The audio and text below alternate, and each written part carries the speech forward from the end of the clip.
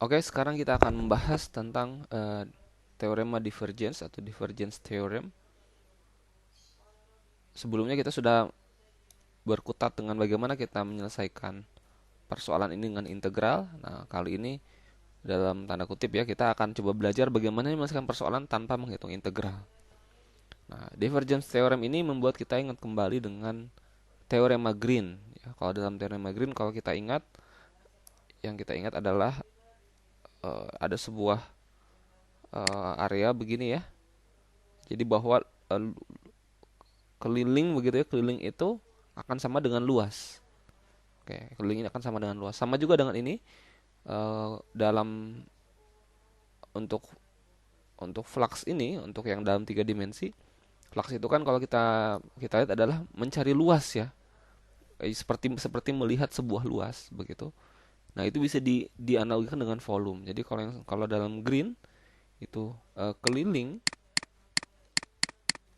itu bisa sama dengan luas. Maka dalam dalam kali ini untuk divergence theorem, luas itu bisa kita dekati dengan volume begitu ya.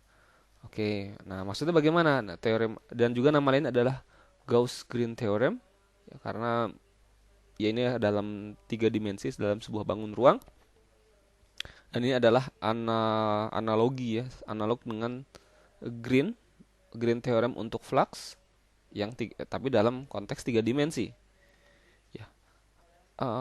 Nah, kalau kita sebelumnya sudah mempelajari bahwa S itu seringkali bentuknya adalah sebuah bidang saja seperti ini ya, mungkin bentuknya mangkuk begini, atau mungkin dalam kasus-kasus yang lain bentuknya hanya bidang seperti ini.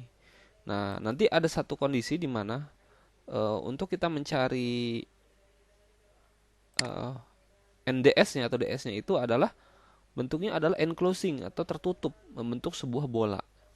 Jadi bentuknya tidak menganga seperti gelas atau mangkuk tadi, tapi dia membentuk sebuah bidang yang tertutup dan akhirnya membentuk sebuah volume tertentu. Dan area tersebut kita sebut sebagai D, seperti itu ya. Dan juga teorema divergence theorem ini bisa berlaku ketika normalnya itu kita kita pilih untuk mengarah keluar. Memang dalam dalam sebelumnya sudah kita bahas, dalam mencari flux itu bisa ke dalam, bisa bisa dua arah ya, tentu ada implikasi positif negatif, tapi dalam divergence theorem ini normalnya itu adalah keluar.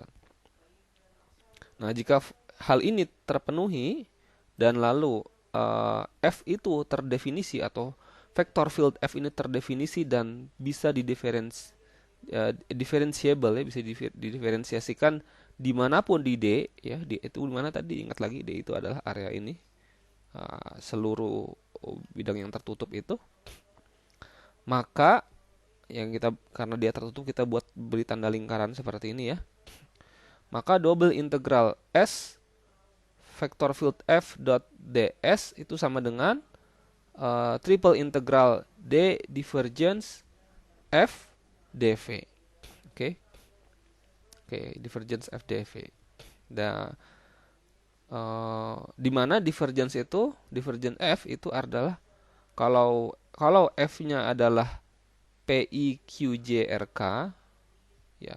Kita ingat lagi vector field F di sebelumnya. Uh, ini F kan PQR ya, ada tiga komponen seperti ini. Nah, maka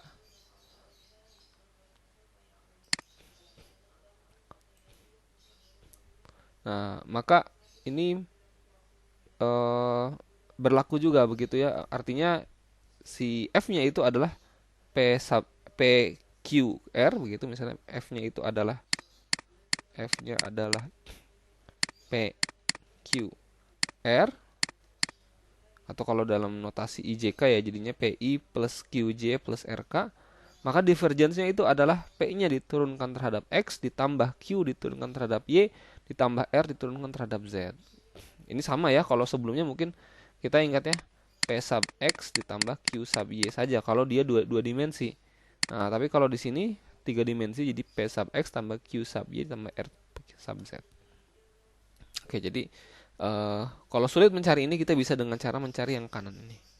Begitu juga kebalikannya.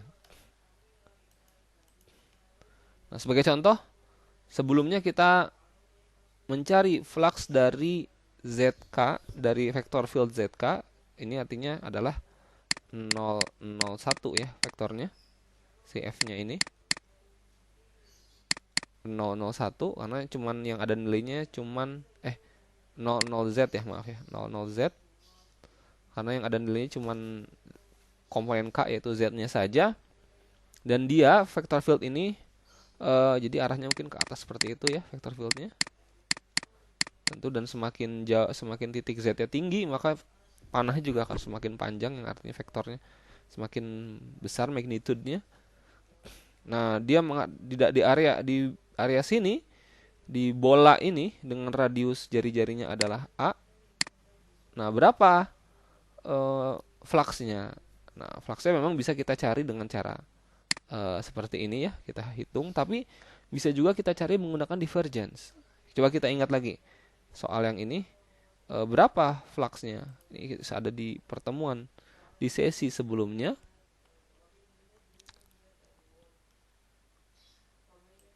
Ya, di sini ya. Kita sempat membahas di sini bagaimana fluxnya untuk nah ini ya, dan oke. Nah, ini ada F-nya dan seterusnya. Nah, ini maaf yang nomor 2 ini ya. Jadi ZK kemudian sama nih sebuah bola dengan jari-jari A. Lalu kita hitung ya. Kita hitung, dan hasilnya setelah bolak-balik ke sana kemari, kemudian kita mencari koordinatnya dirubah ke d theta d, ke spherical coordinate dan lain-lain, integral yang cukup panjang, akhirnya dapat 4/3 pi a kuadrat, pi a pangkat 3. Tapi menggunakan divergence ini bisa sangat jauh lebih cepat. Ya, kita coba lihat penyelesaiannya bagaimana kalau menggunakan divergence theorem. Ini sangat memudahkan kita. Oke, sebentar.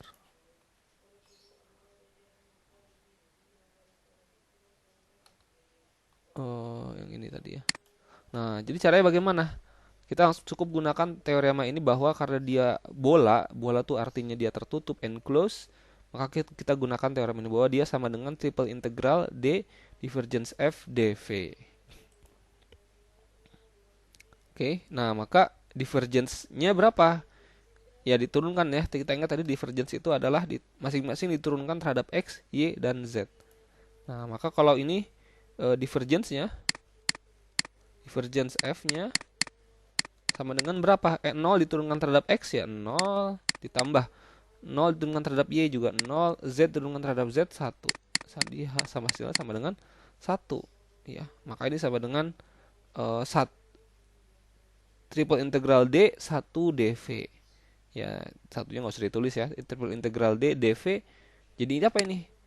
dV volume untuk area D atau lingkup D, yaitu adalah sebuah bola tertutup ya sama dengan volume D. Volumenya berapa?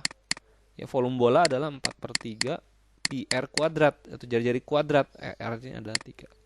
Oke, jadi kalau proses sebelumnya kalau kita hitung secara alur flux itu tentu panjang, tapi dalam kasus ini di mana dia tertutup ya, maka kita bisa menggunakan teorema divergence ini, dan dengan cepat kita langsung dapat bahwa fluxnya adalah 4/3 pi a pangkat 3. Oke, jadi ini kemudahan ini berlaku kalau terjadi enclosed ya. Kalau tadi di garis bawahi adalah kalau closed surface ya. Jadi bidangnya itu akhirnya membentuk sebuah bola, atau ya tidak harus bola bulat banget, bisa mungkin lonjong begitu seperti bola American football atau bentuk yang lain, tapi dia harus tertutup, membentuk sebuah volume yang tertutup.